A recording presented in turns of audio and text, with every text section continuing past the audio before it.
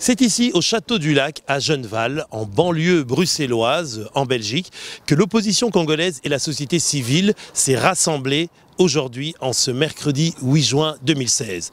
Un jour qui fera date dans l'histoire politique de la RDC, car pour une des premières fois, l'opposition tente de se rassembler, de faire bloc pour pouvoir contraindre le régime du président Kabila à respecter la Constitution, c'est-à-dire essentiellement à organiser les élections présidentielles en novembre 2016 et à quitter le pouvoir le 19 décembre 2016, comme l'y contraint la Constitution. L'article 64 de notre Constitution donne le pouvoir à tout Congolais de combattre tout individu, groupe d'individus qui veulent se maintenir par la force ou qui exercent la violation de la Constitution. Donc moi je crois que cet article demande à la population de se mobiliser et chasser cette personne-là. Nous nous inscrivons dans une rupture avec la majorité présidentielle, avec la gouvernance actuelle. Nous ne voulons pas cautionner une alternance truffée tout simplement de continuité avec la gouvernance passée. C'est comme ça que nous disons non à tout ce qui viendrait nous ramener dans l'ancienne gouvernance avec les mêmes acteurs qui ont mis le pays dans la situation où nous sommes arrivés aujourd'hui. Le 19 décembre, c'est une date qui est imposée par la Constitution. Soit on a la Constitution, soit on n'a pas de Constitution. Et si on veut respecter la Constitution, pour moi, on doit organiser des élections pour que le transfert de pouvoir du président actuel à un président démocratiquement donc élu puisse avoir lieu le 19 décembre. Aujourd'hui, nous savons que Kabila va partir, il n'a plus le choix. Il est en fin de mandat, cette année il va partir. Donc on ne va plus se battre ou pour critiquer le bilan de Kabila parce que c'est quelqu'un qui part. La Constitution l'interdit de rester. Donc Kabila pour nous, et depuis déjà un certain moment, c'est un homme du passé. Voilà pourquoi aujourd'hui nous essayons de construire avec tous ceux qui sont venus aujourd'hui avec une vision pour l'avenir du Congo. Mais maintenant pour engranger ce grand mouvement, on doit se mettre autour de la table et prendre une décision, celle qui a été prise aujourd'hui, c'est-à-dire que nous travaillons tous aujourd'hui pour un réel changement libre et démocratique dans notre pays sans violence. Ce rassemblement a été organisé à l'initiative de l'UDPS avec Étienne Tshisekedi, son président, figure emblématique de l'opposition en République démocratique du Congo. Ce dernier est apparu en bonne forme, contrairement aux rumeurs qui le disaient très malade et affaibli. Dans son discours d'ouverture, le président de l'UDPS a rappelé son attachement à la Constitution, au respect de la Constitution et la nécessité de passer par un dialogue national inclusif. Je dois dire que notre parti soutient le dialogue depuis le début, sans aucune hésitation, parce que nous pensons que c'est l'implication de ses partenaires qui permettra, comme il a dit, la mise en œuvre et la bonne exécution des résolutions qui seront prises au dialogue. Donc pour nous, le dialogue ne devrait pas gêner, parce que nous avons la date butoir du 19 décembre 2016. On va dans la rue où on a négocié au départ. Nous pensons, nous, qu'une négociation préalable vaut mieux qu'un affrontement dont l'issue n'est pas nécessairement à notre avantage. Seulement, ce dialogue ne peut pas être soumis à des termes imposés par le pouvoir en place. C'est un dialogue qui doit découler d'une démarche, d'une réflexion et de pré-dialogue qui permettront à aller vers des solutions réelles d'organisation d'élections libres, transparentes et démocratiques qui feront respecter quelque part cette constitution qui a été le vœu de toute une population. Le dialogue, c'est pour nous permettre de nous parler, mais quant à ceux qui souhaitent que Kabila quitte le pouvoir, il quittera le pouvoir. Et donc, nous ne pouvons pas, nous démocrates, nous départir du dialogue qui est une valeur en démocratie. En démocratie, il y a le dialogue et les compromis. Donc, nous allons arriver à nous mettre d'accord, d'autant plus que ce qui nous divise est minime par rapport à ce qui nous unit. L'idée de ce dialogue divise au sein même de l'opposition. Exemple, l'absence remarquée de deux figures importantes de cette opposition congolaise, notamment M. Vital Kamerhe, président de l'UNC, et aussi l'absence d'un représentant du MLC de Jean-Pierre Bemba. Donc tout l'enjeu de ces 3 jours de conclave ici à Genneval sera de construire un large consensus de l'opposition afin de peser de façon unie dans le rapport de force qui l'oppose au pouvoir de Kinshasa. Cette première étape et que nous aurons maintenant à tendre la main, non pas tendre la main, mais expliquer à Vital Kamerhe le bien fondé de nous retrouver tous ensemble pour que par des actions communes, par la coordination de nos efforts, nous arrivions effectivement à voir Joseph Kabila partir dans une démarche qui est pacifique, qui est démocratique, qui appelle la non-violence, mais il doit partir et l'expression de cela, ce sera l'unité de l'opposition et la mobilisation de toute la population congolaise.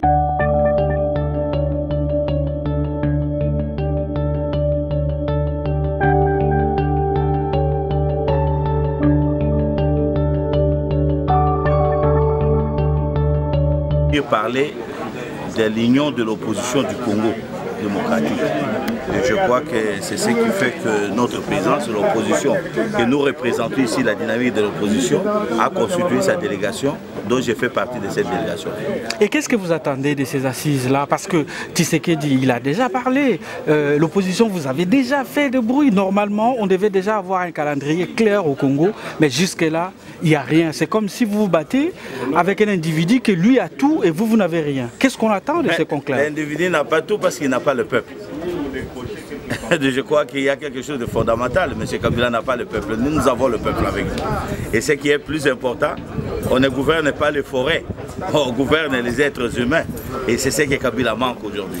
Alors nous, dans les dialogues, on est venu ici, dans les dialogues inter-opposition, pour cimenter nos points de vue, les harmoniser, dont notamment le respect strict de la Constitution de la République, qui est pour nous la lettre d'or auquel des milliers d'hommes, femmes et enfants sont morts pour qu'on arrive à ça. C'est-à-dire l'accord global et inclusif de Sun City qui était dans les négociations politiques après avoir eu autant plus de 6 millions de morts, des femmes atterrées vivantes. Nous avons signé des contrats sociaux. Le premier contrat social était que plus personne en République démocratique du Congo pourrait prendre le pouvoir par les armes. Deuxième contrat social est que tout président doit être élu avec un mandat de 5 ans renouvelable une seule fois. M. Kabila aujourd'hui, arrivé au terme de son mandat, eh bien, à aucun moment, aucune possibilité, il peut encore renouveler un troisième mandat. Ça veut dire, Joseph Kabila, après le 19 décembre 2016, à la tête du pays, il sera déclaré comme étant un produit politique périmé dans l'opinion. Il ne sera plus consommable par les Congolais. Oui. Alors l'autre question, c'est que si on voit cette opposition-là, on voit qu'il y a des gens de tous bords.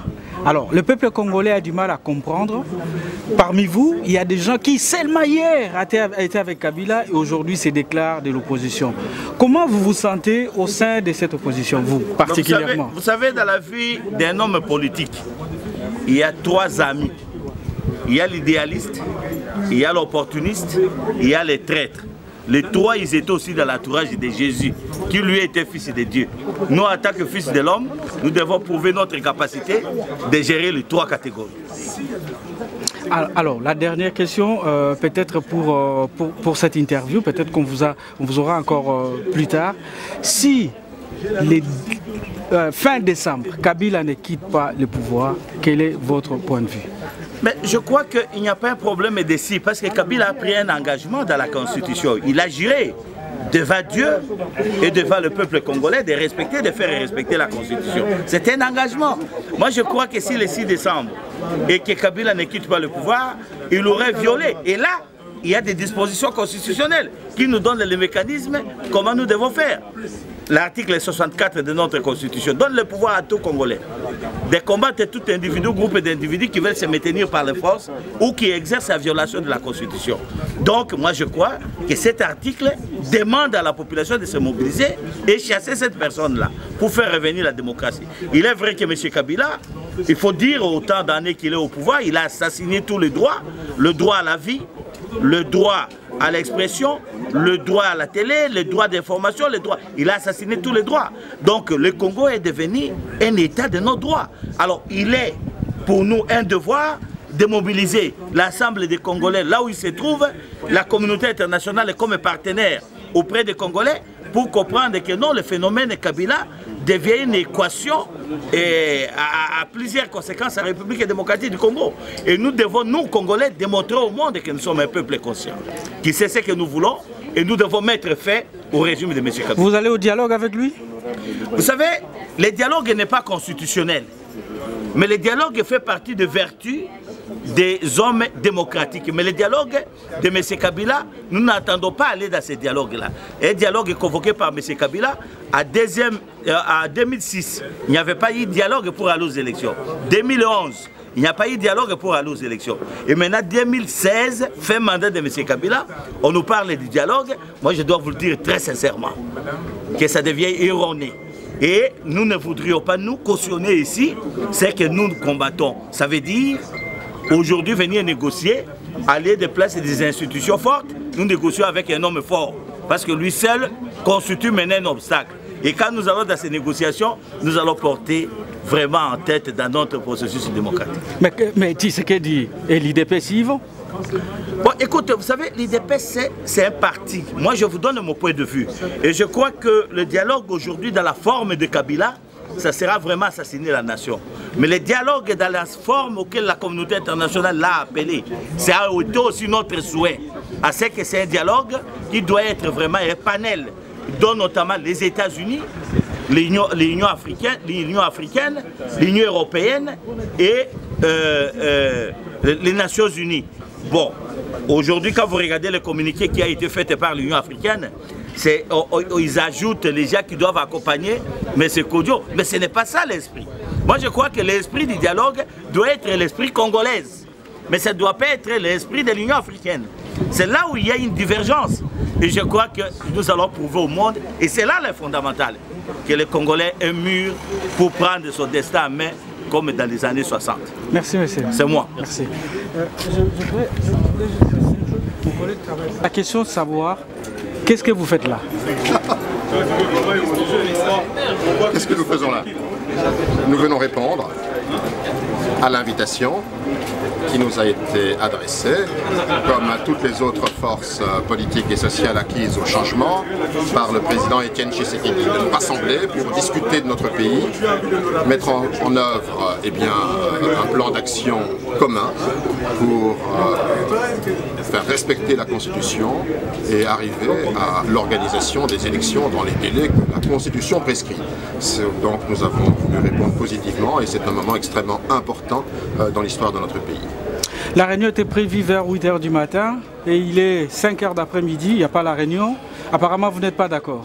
Non, ce n'est pas une question de désaccord, c'est qu'il y a des délégations qui sont arrivées très tardivement, qui ont obtenu les autorisations, les visas, les autorisations très tardivement. Et je crois qu'aujourd'hui, il appartenait aux uns et aux autres qui ont souhaité mieux saisir les enjeux, connaître l'ordre du jour, participer activement à la préparation de ce forum, et bien d'être mieux informés et d'apporter leur contribution. Et c'est cette contribution qui est en train d'être apportée maintenant et nous pensons que dans les prochaines heures, nous allons démarrer. Je crois que ce n'est pas une surprise et il ne faut pas voir ça comme étant déjà le début d'une catastrophe annoncée, non au contraire. C'est la volonté que tout le monde soit associé et qu'il n'y ait aucune exclusion et que s'il y a une volonté de participer, tout le monde participe. Certains membres de l'opposition accusent votre camp, le camp de Moïse Katumbi, de venir valider son ticket en tant que candidat à l'élection présidentielle. Eh bien, écoutez, là on met la charrue avant les bœufs, on ne parle pas de candidature, on ne parle pas d'ambition personnelle, on parle de l'intérêt supérieur de la République démocratique du Congo que le pouvoir actuel est en train de mener vers le chaos parce qu'il refuse, dans une posture de défi, d'organiser des élections. On parle même d'un référendum pour violer la Constitution adoptée par 85% des Congolais. Donc l'heure n'est pas à parler d'ambition personnelle, de candidature, loin de là, l'heure est au rassemblement pour l'intérêt supérieur du pays. Étienne Tshisekedi l'a compris, il nous a envoyé une invitation et nous venons répondre, discuter des points de convergence, éventuellement tirer le trait sur nos différends pour nous rassembler et montrer à la population qu'il est temps maintenant de se mobiliser, que le destin du Congo est entre nos mains. Le 6 décembre, en fait, il n'y a pas d'élection, le 6 décembre, Kabila, qu'est-ce qu'il devient? Eh bien, Kabila n'aura plus de légitimité le 6 décembre, le 19 décembre. La légitimité de Joseph Kabila aura vécu. La constitution adoptée par 85% des Congolais fixe à 2 le mandat du président de la République. Il y a un mandat de 5 ans. 5 plus 5 égale 10 ans. Pas 10 ans et demi, pas 10 ans et 1 mois, c'est 10 ans. Et je crois qu'aujourd'hui, tout le monde est convaincu qu'au 19 décembre, Joseph Kabila n'aura plus à prétendre à diriger la République démocratique du Congo. Une question à votre camp par rapport à votre leader. Vous avez dit qu'aujourd'hui on ne parle pas d'ambition personnelle, mais on voudrait quand même savoir comment il va, M. Katumbi.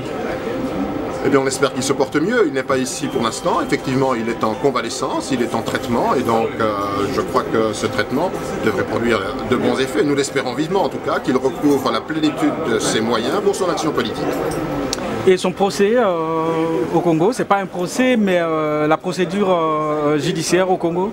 Eh bien, vous le savez, la justice est l'instrument du pouvoir. Elle n'est pas indépendante. Ce procès est un faux procès. C'est une inculpation qui vise essentiellement à écarter un candidat important dans la course à la présidentielle. C'est une espèce de manipulation, une mascarade, et donc on ne peut souscrire à cette justice. Ça participe effectivement des actions qui nous poussent à nous rassembler pour dire qu'on n'instrumentalise pas les institutions, que ce soit la Cour constitutionnelle, que ce soit la justice, que ce soit la CENI, parce que le peuple congolais mérite respect et il faut que ces institutions fonctionnent en toute indépendance. La justice doit montrer l'exemple. Monsieur Kamita, toute dernière question. Pour les gens qui ne vous connaissent pas, vous êtes quand même un des grands hommes politiques congolais. Ça fait longtemps que vous êtes dans la politique au Congo. Vous êtes un ancien des MLC. Qu'est-ce qu'on peut vous souhaiter aujourd'hui? Qu'est-ce qu'on peut souhaiter à M. Kamita et au peuple congolais aujourd'hui? Non. Parce qu'il y a quand même, un air de désordre dans cet hôtel de Genval. Je crois que cet air de désordre montre qu'il y a une volonté d'aller ensemble. C'est effectivement une volonté qui peut s'exprimer de manière un peu débridée. Je crois qu'on va maintenant commencer à régenter un peu mieux les choses. On va d'abord concevoir notre plan d'action, nous mettre d'accord sur tous les éléments à débattre et finalement trouver les voies et moyens de structurer notre démarche politique ensemble.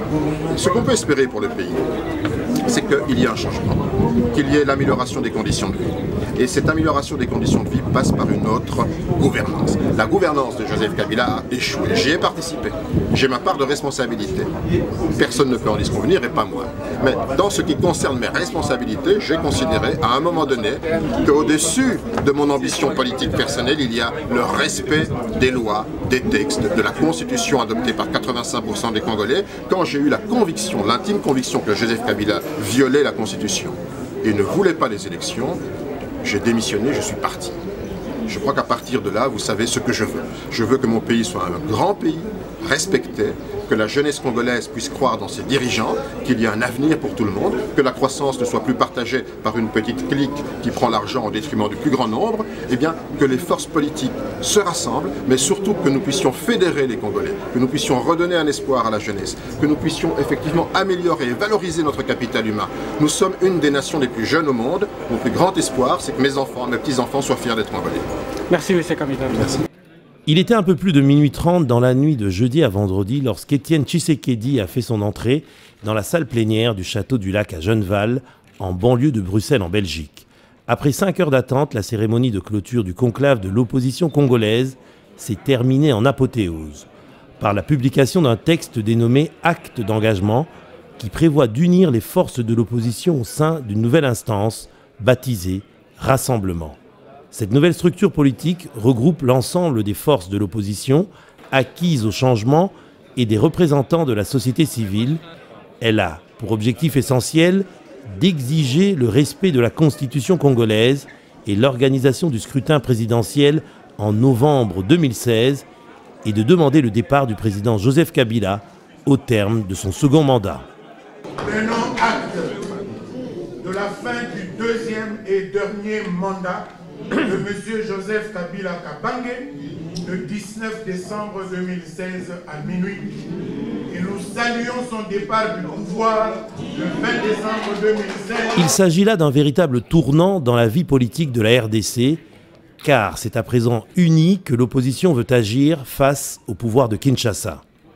En se basant sur la résolution 2277 du Conseil de sécurité des Nations Unies, votée le 30 mars 2016, l'opposition a rejeté le dialogue convoqué par le président Kabila en novembre 2015. Désormais, tout mécanisme de concertation politique devra se faire dans le strict respect de la Constitution. Et pour y parvenir, l'opposition demande qu'il soit adjoint au facilitateur Edem Kodjo, 5 autres co-facilitateurs, représentants de l'ONU, de l'Union africaine, de l'Union européenne, de la francophonie et des États-Unis d'Amérique. Initié à l'appel de l'UDPS, le conclave de Genval a consacré le rôle primordial d'Étienne Tshisekedi dans le combat pour la démocratie et l'instauration d'un état de droit en RDC.